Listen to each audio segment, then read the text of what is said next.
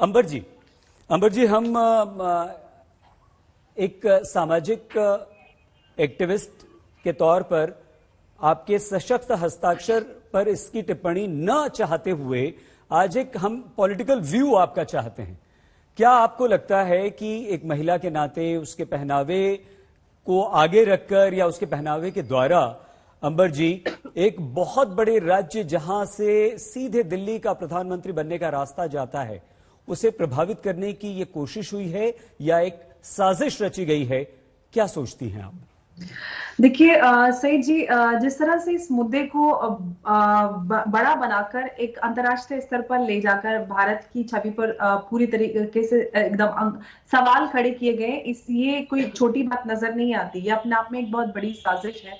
जिस तरह से आप चेन ऑफ इवेंट्स देखिए कि वो लड़कियां जो पहले बुर्का हिजाब नहीं पहनती थी, मुस्कान जिसको हमारे अभी आसिम वक़ार साहब बड़ी इस्लाम की शहजादी कह रहे हैं, वो आराम से अपनी नॉर्मल लाइफ में जीन्स टी शर्ट पहन के वेस्टर्न कपड़े पहनकर घूमती है वो शहजादी। तो आप कपड़े के बेसिस पे या किसी के गांव में कौन से कपड़े पहन रहा है उसके हिसाब से आप कैरेक्टर जज करते हैं। आप दूसरी तरफ कह रहे हैं कि एक अर्धनग्न पहनने वाली एक्ट्रेस, एक तरफ तो आप कहते हैं कि फ्रीडम ऑफ चॉइस है, दूसरी तरफ आप खुद जज करते हैं। तो ये जो जिस बिना पे आप जिस आधार पे आप इस पूरी लड़ाई को लड़ रहे हैं और अपनी बात को सही साबित करवाना चाह रहे हैं, तो सबसे पहले तो आप खुद ही यहाँ पे अपने आप को गलत साबित कर देते हैं। और दूसरी बात आती है कि अपनी साजिश, आप पूरी चेन ऑफ इवेंट्स देखिए। जिस तरह से सितंबर 21 में CFI ने वहां पर उडुपी कॉलेज में एक अपनी मेंबरशिप ड्राइव शुरू की थी। पूरे इस मामले में CFI सामने आ रहा है, कैसे पूरी तरीके से स्कूल के जो प्रशासन है और उडुपी MLA हैं, उन्होंने इस मामले को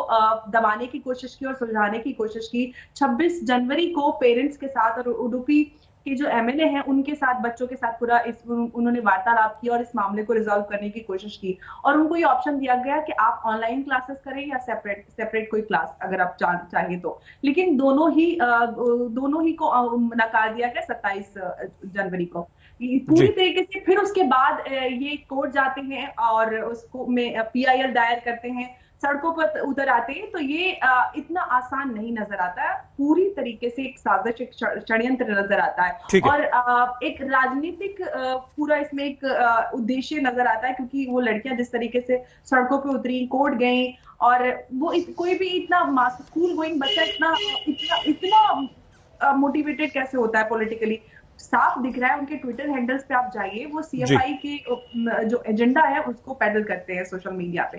तो अगर आप स्टूडेंट है, या तो आप स्टूडेंट बन के बोलिए, या अगर आप पॉलिटिकल एक्टिविस्ट है तो आप साफ कर दीजिए कि भैया पॉलिटिकल एक्टिविस्ट है। आप क्यों भेड़िए की खाल में आप एकदम ऐसा शेर बनने की कोशिश, शेर की खाल में भेड़िए वाला आप काम कर रहे हैं। आप अगर स्टूडेंट है तो आप ये बताइए, लेकिन आप पॉलिटिकल एक्टिविस्ट है, स्टूडेंट के नाम पे आप स्टूडेंट्स को बदनाम कर रहे हैं। कितने सारे स्टूडेंट्स होंगे जिनके ऊपर सवाल किया जा रहा है। आप उन मुस्लिम लड़कियों की बात कीजिए, जो एक मुस्लिम बच्चा नहीं है, लड़की की बात नहीं है। हम देख रहे हैं हमारे आज के समय में हिंदू मुस्लिम की जो खाई वो बढ़ रही है और हमें उस जिम्मेदारी के बारे में सोचना होगा, क्योंकि हम इस समाज में रहते हैं, स्कूल जाते हैं, स्कूल में इस तरीके के इंसिडेंट ज्यादा बढ़ रहे हैं। उन बच्चों का क्या होगा इस इंसिडेंट के बाद, आप ये सोचिए।